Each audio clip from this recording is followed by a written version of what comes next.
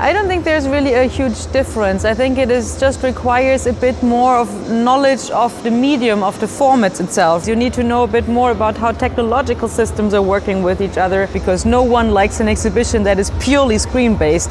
That becomes a very boring exhibition. It comes down to generating stories, to finding ways of expanding projects, of presenting them in different ways so that different audiences, different perspectives are actually reflected in that. So we have a lot of different types of residency programs, but I think one that is very interesting for you is the curatorial residency program that we do actually in collaboration with the Korean Arts Council, ARCO in short. And this is the second year that we're hosting this program, that we're actually hosting a curator coming from Korea to work with us in several months in Austria. 안녕하세요. 권은지 큐레이터입니다. 현재 저는 아르스 일렉트로니카 큐레이토리얼 레지던시 프로그램에 참여하고 있습니다. 이 프로그램 같은 경우에는 페스티벌에 직접 업무로 참여할 수 있고 동시에 개인 연구를 진행할 수 있다는 점에서 특징을 갖고 있어서 관심 있게 참여하게 된 것 같습니다.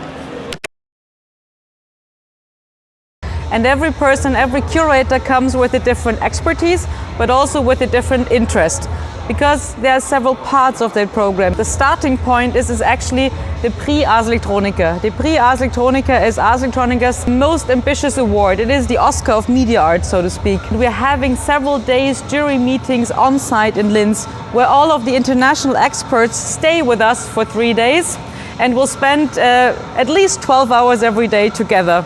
And for the Korean curator, this is an incredible chance of meeting more than 30 very high and important international experts in Linz on site, and to also be able to follow their discussion.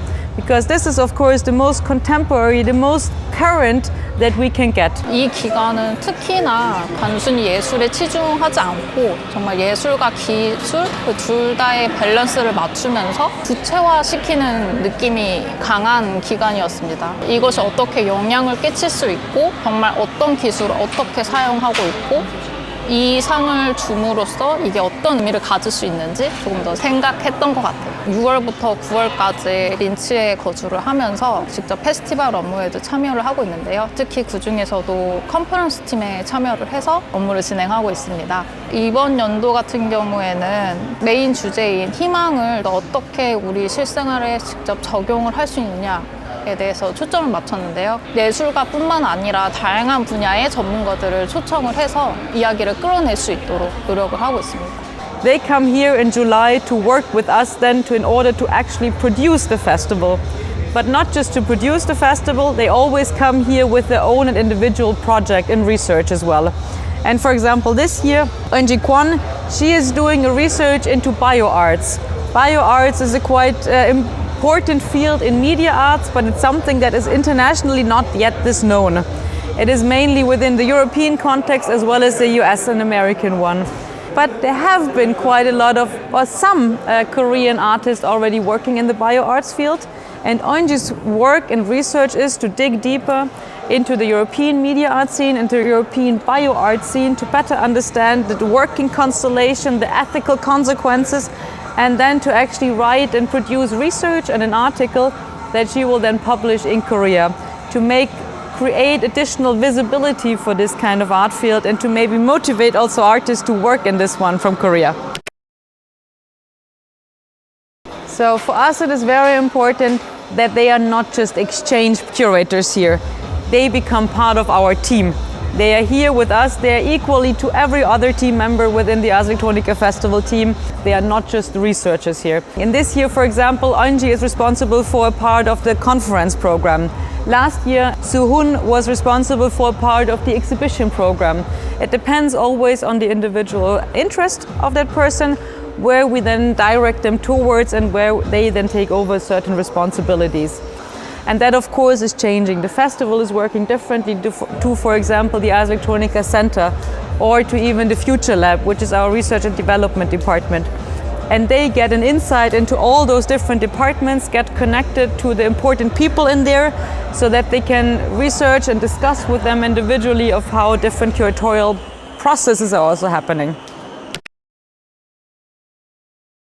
I don't think there's really a huge difference. I think it is just requires a bit more of knowledge of the medium, of the formats itself, because as a contemporary curator, so to speak, you have knowledge, of course, of formats like painting, like sculptures, like others. In the section of media arts, you need to have different expertise. You need to know a bit more about how technological systems are working with each other, about AI systems, for example, how can they be integrated into artistic practices, and then also gaining experiences and how that is possible to showcase it, because in most ways, or very often, there are always digital parts of those projects, and that can be screen-based, but they can also be presented in different ways, because no one likes an exhibition that is purely screen-based. That becomes a very boring exhibition. So I don't see a big difference there. It just requires a little bit of a different skill set that can be learned and that can be taught. And that is just a matter then of expertise that you develop over time, of how to present media art, of how to work also, for example, in the bioarts field, of how you work with living matter, living entities in an exhibition context. But then also when we look at virtual realities, how do you present nicely XR and VR projects beyond always just having only the headset itself and maybe a small screen where you have a preview, which in an exhibition setting is also again a very limited approach and not very interesting for the audience itself. So it comes down to generating stories, to finding ways of expanding projects, of presenting them in different ways so that different audiences, different perspectives are actually reflected in that. And that is the goal, and that is also what we are trying to teach the curators that come here, of how to work with different mediums, especially in the technological field.